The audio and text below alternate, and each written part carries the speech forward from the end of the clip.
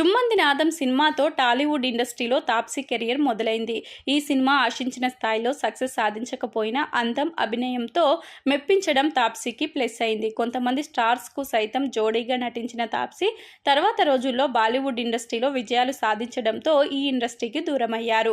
టాలీవుడ్ ఇండస్ట్రీపై ఈ బ్యూటీ కొన్ని సంచలన వ్యాఖ్యలు చేసి వార్తల్లో నిలిచారు. అయితే బాలీవుడ్ ఇండస్ట్రీలో తనకు ఆఫర్లు రావడం గురించి ఈ బ్యూటీ ఆసక్తికర వ్యాఖ్యలు చేశారు. నేను ప్రీతి జింటాకు న్యూ వర్షన్ అని చాలా మంది భావిస్తారని ఆమె పేర్కొన్నారు. ఆ రీజన్ వల్లే నాకు బాలీవుడ్ ఇండస్ట్రీలో ఆఫర్లు వస్తున్నాయని ఆమె పేర్కొన్నారు. ప్రీతి జింటాల ప్రేక్షకులను అలరించడానికి ఎల్లప్పుడూ కష్టపడుతూనే ఉంటానని తాప్సీ వెల్లడించారు. బీటెక్ చదివే సమయంలో టాలీవుడ్, కోలీవుడ్ నుంచి మంచి ఆఫర్లు వచ్చాయని ఆమె చెప్పుకొచ్చారు. తెలుగులో తాప్సీ నటించిన చివరి మూవీ మిషన్ ఇంపాసిబుల్ కాగా ఈ సినిమా కథనం బాగానే ఉన్నా వేరువేరు కారణాల వల్ల ప్రేక్షకులను పూర్తి స్థాయిలో మెప్పించలేదు.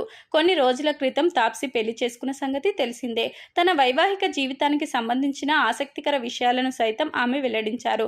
ప్రస్తుతం బాలీవుడ్ ఇండస్ట్రీలో 3 ప్రాజెక్టులతో ఈ బ్యూటీ బిజీగా ఉన్నారని తెలుస్తుంది.